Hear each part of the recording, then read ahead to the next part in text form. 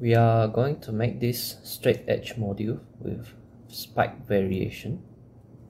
Start off by using an A4 ratio paper, cut it in half along the long side. So just fold this in half first, along the long side like this, and turn over.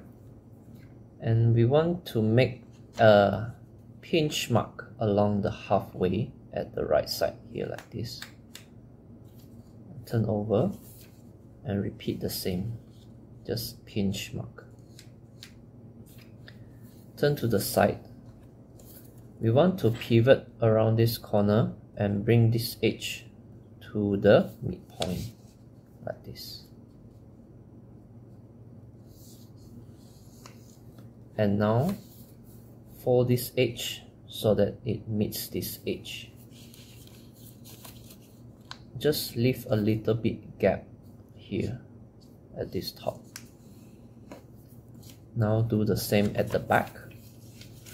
Fold this so this edge will meet the middle.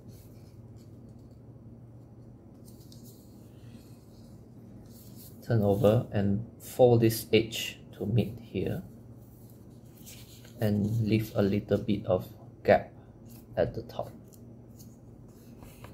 Now we want to turn this over. Just bring this, flip it back over like this. And you see there is an edge at the back here, and there's a straight edge. Do an angular bisector like this. And you will see there's a small triangle coming out.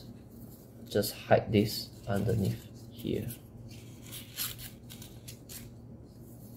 And now fold along the straight edge. And bring this flat, fold it down. Do the same thing with the back. Fold this edge to the straight edge like this. And hide this small triangle. Fold this one, fold, and this one, fold it down. This is a completed unit. To assemble, just bring this flap and insert it in this slot here like this. And you want to fold it a little bit so that it stays. And bring another one, this flap into the slot here.